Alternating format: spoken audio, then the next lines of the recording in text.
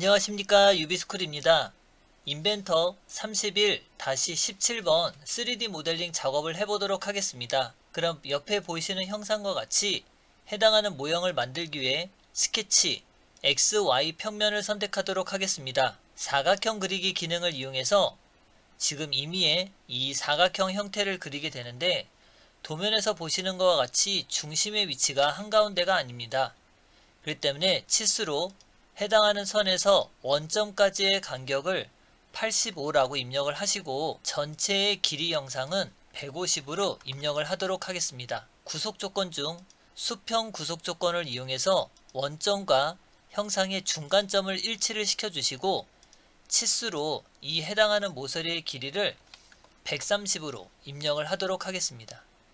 그럼 여기까지 작업이 되고 나면 스케치 마무리 기능을 이용해 볼 텐데, 돌출이라고 하는 기능을 이용해서 위쪽 방향으로 올라오는 것이 아니라 반전 기능을 이용해서 이렇게 밑으로 내리도록 하겠습니다. 그리고 확인. 그 다음 Z축 방향을 위로 올려주시고, 해당하는 모서리를 클릭한 후 이 기준면을 홈 뷰로 설정하기 위해서 뷰의 맞춤이라고 하는 기능을 선택하도록 하겠습니다.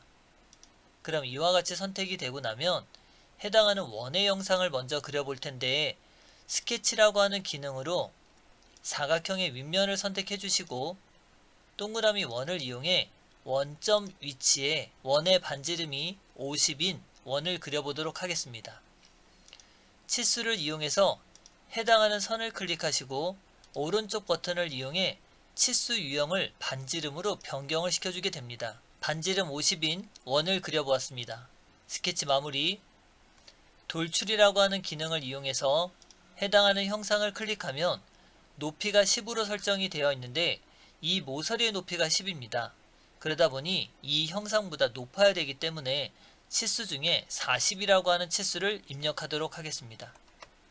그럼 40이라고 입력하고 확인 버튼 누르면 이와 같이 형태가 되고, 해당하는 원점 중 이쪽은 YZ 평면이고 이쪽은 XZ 평면이 되기 때문에 이 해당하는 면, 이 평면을 이용해 이와 같이 형상을 곡면의 형상으로 만들 수 있을 것 같습니다.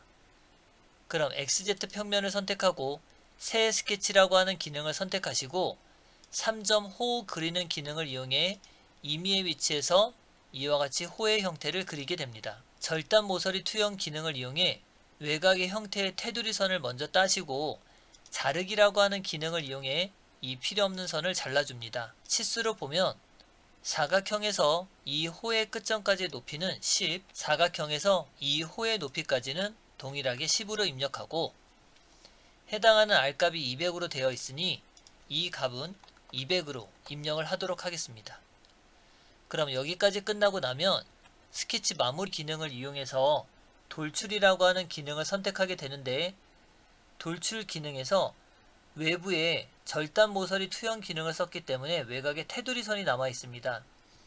그럼 스케치선과 테두리 선이 교차하는 면을 선택해 주시고, 자르기, 즉 빼기라고 하는 작업을 이용해 대칭 방향으로 이 형상보다 크게 만들어 주시면 이와 같이 빠지는 모양을 볼 수 있습니다. 그럼 평면에서 보시면 여기는 곡면의 형상을 갖고 있고, 화면을 돌려봤을 때는 여기에 수평인 형태의 모습을 갖고 있습니다.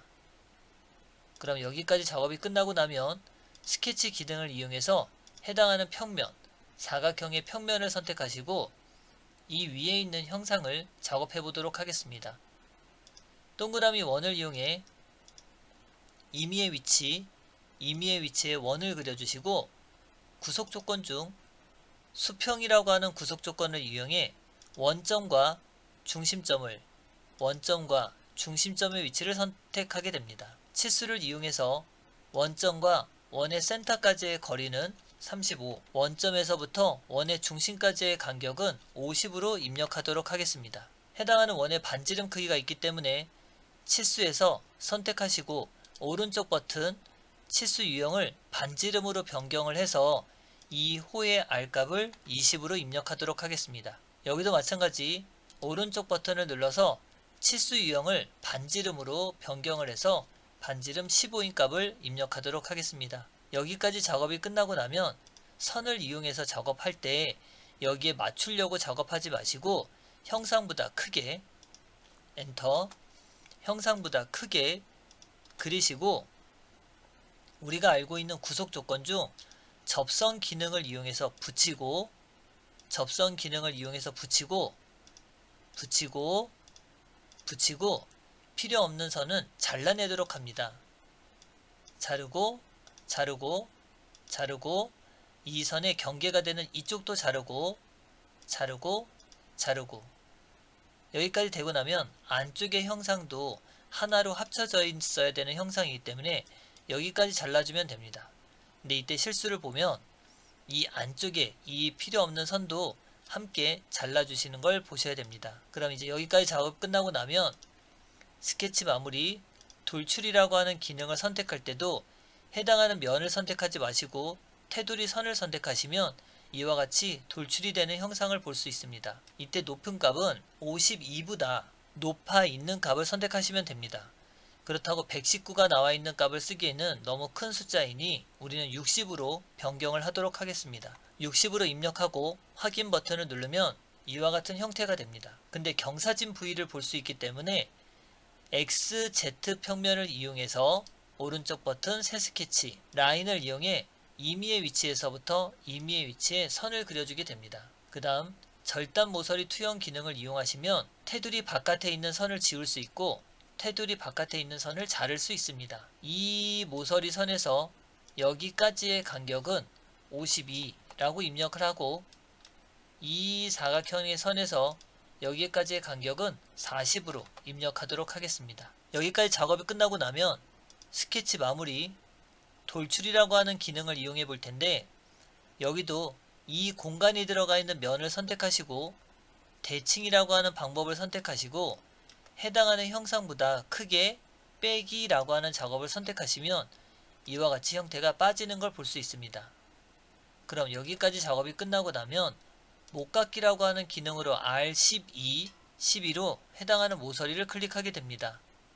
그럼 적용, 이와 같이 형상이 되고 나면 되고 요번에는 여기 R5라고 하는 값과 R3이라고 들어가 있는 값이 있습니다. R5의 작업을 먼저 해보도록 하겠습니다.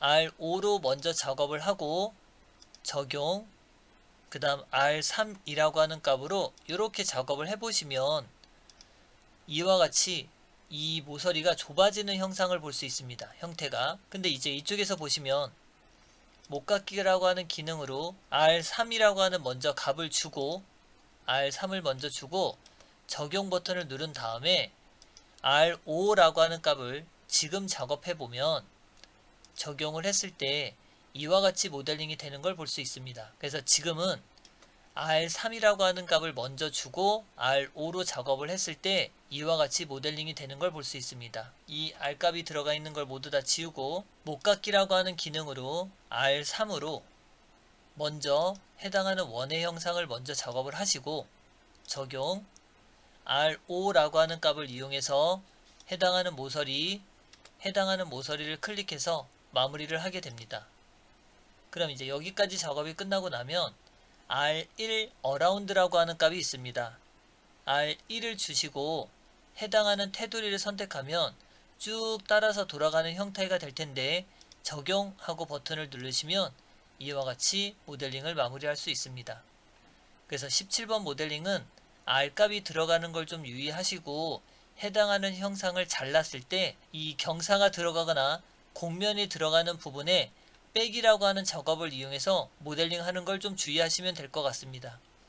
여기서 17번 모델링을 마무리하도록 하겠습니다. 수고하셨습니다.